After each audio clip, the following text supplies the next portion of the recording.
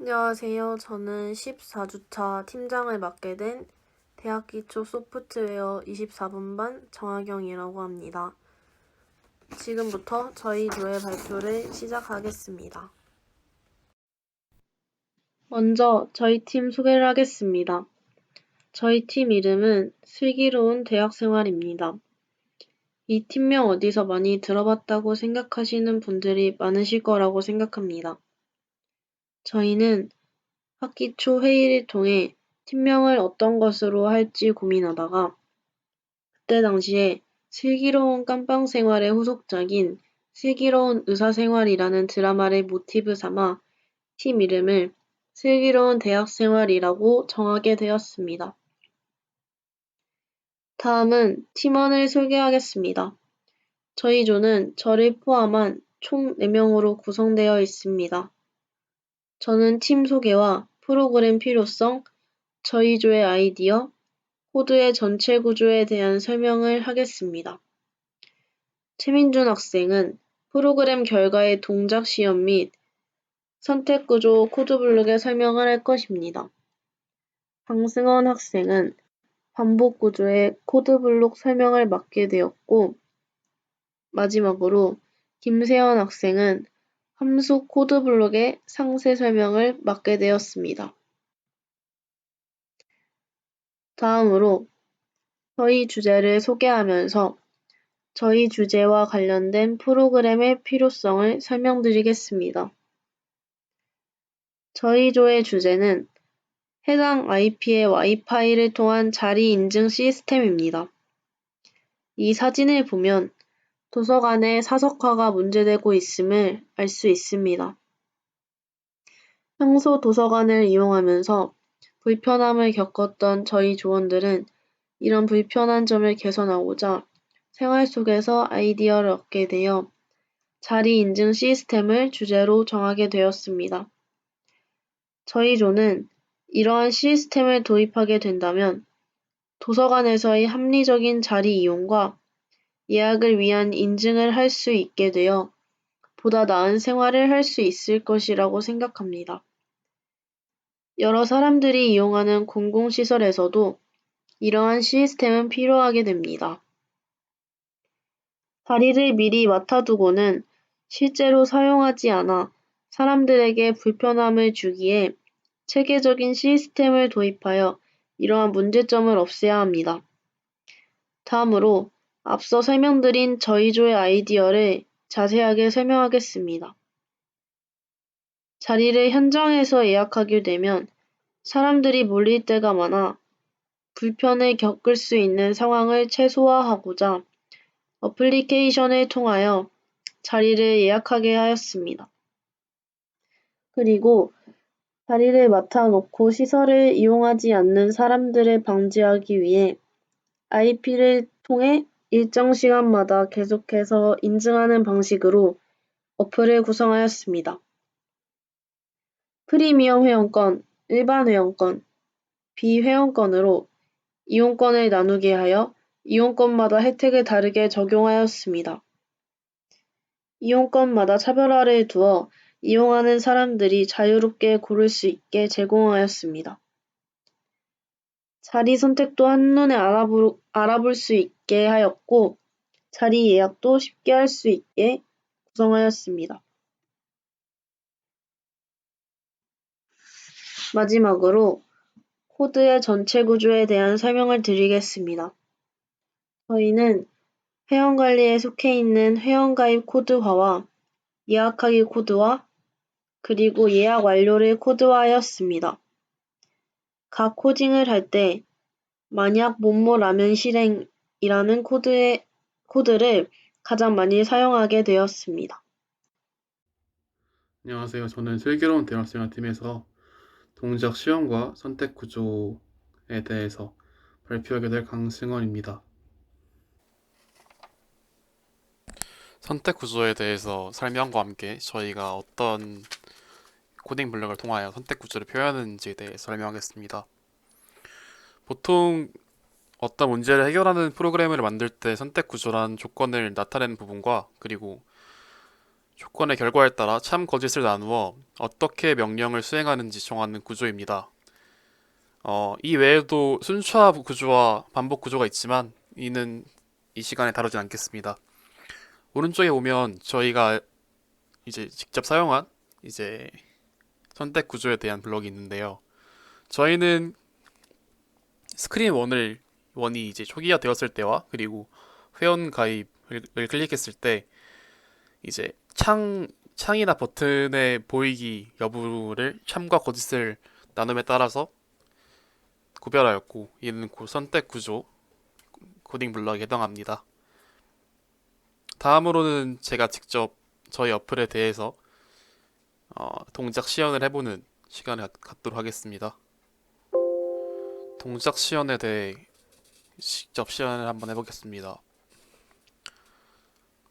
먼저 어플에 들어가서 자동으로 나오는 이 회원가입과 메인 버튼 두 개가 있는데 먼저 회원가입 버튼을 누르고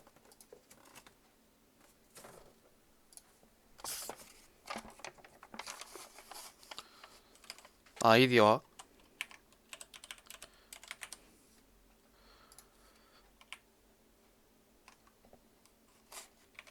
패스워드,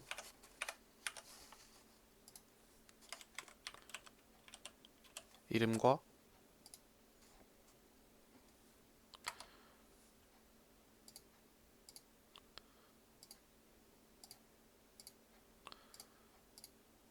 전화번호를 입력을 하겠습니다.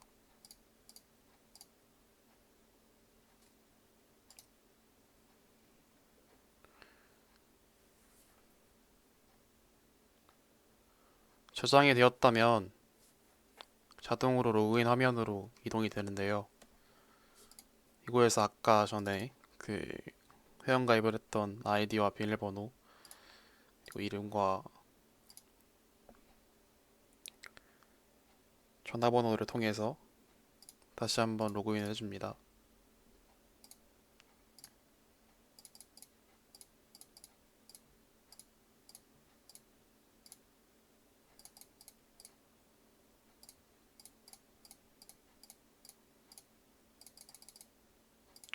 이렇게 로그인 과정을 끝 마쳤다면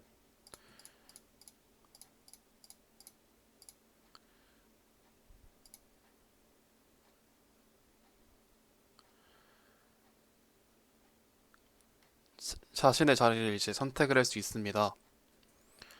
어, 저희는 이제 총 세 가지로 이제 그 자리 선택권을 부여를 했는데요. 1번, 2번, 3번에 따라서 프리미엄 그리고 좀 더 높은 클래스 그리고 일반 클래스에 대한 이제 자리 선택이 가능합니다. 먼저 1번을 눌러서 선택을 하시면 프리미엄 예약 완료라는 버튼과 함께 시작 선택 버튼이 뜹니다.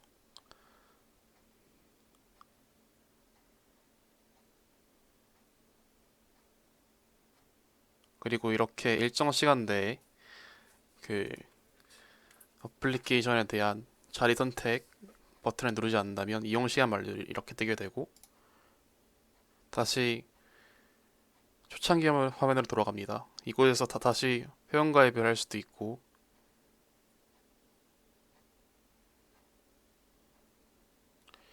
아니면 여기서 다시 메인으로 돌아가서 로그인이나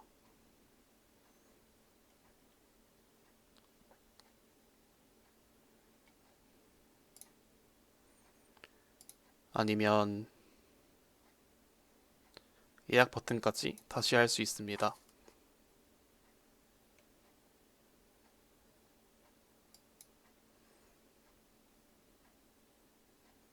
이로써 저희 5조 슬기로운 대학생활조의 동작 시간을 마치겠습니다. 감사합니다. 안녕하세요. 슬기로운 대학생활팀에서 반복 구조의 코드블록의 설명을 맡은 최민준입니다.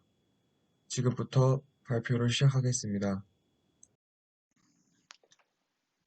어떠한 프로그램을 만들다 보면 같은 동작을 반복해야 할 때가 있습니다.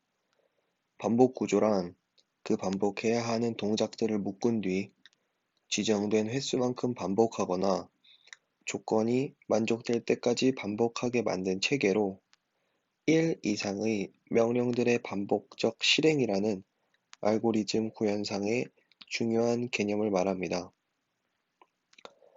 통상적으로 반복 구조에서는 반복 제어 변수를 통해 일정 횟수 동안 또는 종료 조건까지 반복시키게 합니다. 반복 구조의 종류로는 루프문에 종료 조건이 없거나 종료 조건과 만날 수 없는 무한 루프, 정해진 시간이나 횟수를 반복하고 멈추는 카운터 루프, 특정한 조건이 충족되면 반복을 멈추는 while 루프가 있습니다. 하지만 저희 조의 앱이 만든 코드 블록에서는 반복 구조 코드 블록이 나타나지 않았습니다. 이에 최대한 반복이 많이 되는 선택 구조 블록을 가지고 발표하도록 하겠습니다. 이 화면에 보이는 블록은 저희 앱에서 로그인 할 때 쓰이는 코드 블록입니다. 우선 이름, 주민번호, 휴대폰 번호, 나이를 올바르게 입력한 후 로그인을 클릭했을 때라는 제어 버튼을 눌러야 로그인을 할 수 있습니다. 각 항목을 이제 선택할 수 있는 버튼을 클릭하면 그 항목에 입력을 할 수 있고, 이때 모두 다 올바르게 입력했다면 예약 완료라는 메시지가 뜨게 됩니다. 반대로 어느 한 부분에서 틀리게 입력했다면 이제 그 부분이 입력 오류라는 메시지가 뜨게 됩니다. 예를 들어 주민번호를 잘못 입력했을 때에는 주민번호 입력 오류, 휴대폰 번호를 잘못 입력했을 때에는 휴대폰 번호 입력 오류, 이런 식으로 메시지가 뜨게 됩니다. 모든 항목을 올바르게 기입해서 예약 완료라는 메시지가 뜨게 되면서 올바르게 로그인을 할 때까지 이 과정을 반복적으로 할 수 있습니다. 이 블록은 저희 앱에서 자리 선택을 클릭할 때 쓰이는 코드 블록입니다. 저희 앱은 도서관을 이용하는 사람들을 프리미엄 회원, 일반 회원, 비회원 이렇게 총 3가지로 구분하였습니다. 숫자 1을 입력하면 프리미엄 예약 완료, 2를 입력하면 일반 예약 완료, 3을 입력하면 비회원 예약 완료라는 메시지가 뜨게 됩니다. 아무것도 입력하지 않았을 시에는 회원 등급을 확인하세요라는 메시지가 뜨게 됩니다. 그리고 이 과정을 반복적으로 할 수 있습니다. 다음으로 함수 블록에 대해 다른 팀원이 발표를 이어나가도록 하겠습니다. 안녕하세요. 저는 대기수 24분반 슬기로운 대학생활에서 함수 블록의 설명을 맡게 된 김세연입니다. 일단 저희 조가 4개의 코딩을 하며 함수를 사용하였는데, 이때 함수는 모두 결과값 없이 실행되는 함수입니다. 함수가 필요한 이유는 2가지라고 생각합니다. 첫 번째는 저희 조로 예를 들자면, 저희 조의 주제는 해당 IP의 와이파이를 통한 자리 인증 시스템이므로 안에 회원 관리, 메인 메뉴에서 예약 관리, 알림 관리가 필요합니다. 여기서 데이터베이스를 저장하거나 비교하는 데 공통된 블록들을 많이 사용하게 되죠.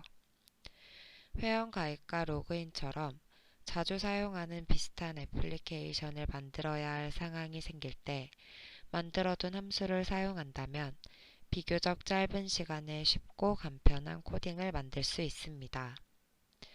두 번째, 저희는 매개 변수로 사용할 수 있는 회원의 데이터베이스를 비교해야 하는 일이 많기 때문에 코딩이 간단하게 해결될 수 없는데 함수를 이용한다면 이 길고 복잡해 보이는 코드를 간단하게 풀어낼 수 있습니다. 그리고 리턴 값이란 함수가 어떠한 기능을 수행하고 그 결과를 호출한 곳으로 돌려주는 값을 말하는데 함수가 돌려줄 값이 없으면 리턴 명령은 사용하지 않습니다. 저희 조에서 함수를 사용한 코딩 4가지에서는 답이 맞거나 틀리거나 결과값을 정해두었기 때문에 리턴 값이 사용되지 않습니다. 각각의 코딩 화면에서는 함수의 이름을 설정해두지 않아서 나오진 않지만 설명할 때 이름을 알려드리고 함수 블록을 설명하겠습니다. 그럼 제가 첫 번째로 설명할 함수는 회원들이 공공시설의 좌석을 예약할 때 사용하는 함수입니다. 첫 번째 함수의 이름은 예약제 함수입니다. 예약제 함수의 블록을 보면 입력한 텍스트 값을 비교하여 정답이 아니라면 입력 오류의 경고창과 메시지가 출력됩니다. 그렇게 4가지인 매개 변수인 이름, 주민번호, 휴대폰 번호, 나이를 비교했을 때 모두 맞는 값이라면 예약 완료 경고창과 메시지가 출력되는 함수입니다. 두 번째로 회원가입에 대한 코딩을 하였습니다. 두 번째 함수의 이름은 회원가입 함수입니다. 회원가입 함수에서 사용한 함수는 입력된 아이디, 패스워드, 이름, 전화번호 값을 타이니DB에 저장하고 회원가입 완료창을 출력하는 함수입니다. 화면 속 핸드폰에 나와 있듯이 저장해야 하는 정보를 입력하고 난 뒤 저장을 클릭하면 함수가 호출되어 회원가입이 완료된다고 메시지가 뜨게 됩니다. 저희 조는 공공시설을 예약하거나 사용할 때 회원 등급을 프리미엄 회원, 일반 회원, 비회원으로 나누어 놨습니다. 그래서 세 번째 함수의 이름은 등급제 함수이며 화면에서 가상으로 숫자 1, 2, 3으로 설정해 두었는데 저렇게 각자의 회원 등급에 맞춘 값을 입력하면 함수가 비교하고 각각 등급에 맞는 메시지를 출력해 주거나 지정되지 않은 값을 입력한다면 회원 등급을 확인하라는 메시지가 출력됩니다. 마지막으로 공공시설을 이용하는 데 지정된 이용시간을 지키지 않고 초과하였을 시 사용하는 함수입니다.